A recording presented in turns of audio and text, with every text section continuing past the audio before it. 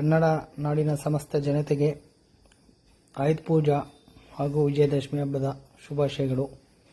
ಇವತ್ತು ನಾನು ಒಂದು ವಿಚಾರವನ್ನು ಹೇಳೋಕ್ಕೆ ಇಷ್ಟಪಡ್ತೇನೆ. ನಾನು ಬೆಂಗಳೂರಿಗೆ ಬಂದು 10 ವರ್ಷ ಆಯಿತು. ಬಂದಾಗ ನನ್ನ ಹತ್ರ ಊಟಕ್ಕೂ ಕಾಸಿಲ್ಲದ ಪರಿಸ್ಥಿತಿ.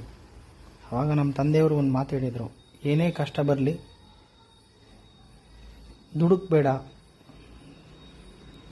ಯೋಚನೆ ಮಾಡಿ ಯಾವುದೇ ಕೆಲಸವನ್ನು ಮಾಡು, ತಾಳ್ಮೆ ಇರಲಿ ಅಂತ ಹೇಳಿದರು. ಆ ತಾಳ್ಮೆ ಅನ್ನೋದು ಇವತ್ತು ನನಗೆ ಇವತ್ತೊಂದು ಮನೆ ತೊಗೊಂಡಿದ್ದೀನಿ. ಆ ತಾಳ್ಮೆಯಿಂದ ಇದ್ದದ್ರಿಂದ ಆ ದೇವರು ನಮಗೆ ಒಳ್ಳೇದು ಮಾಡಿದ್ದಾರೆ. ಅದಕ್ಕೆಂದರೆ ನಮ್ಮ ಅನುಭವದ ಮಾತು ಅಂತ ಹೇಳ್ತಾರೆ ದೊಡ್ಡವರು, ತಾಳ್ಮೆ ಇರಬೇಕು ಅಂತ.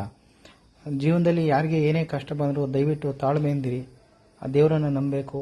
ಎಲ್ಲರಿಗೂ ಒಳ್ಳೆಯದಾಗುತ್ತೆ. ಮತ್ತೊಮ್ಮೆ ಎಲ್ರಿಗೂ ವಿಜಯದಶಮಿ ಹಬ್ಬದ ಶುಭಾಶಯಗಳು.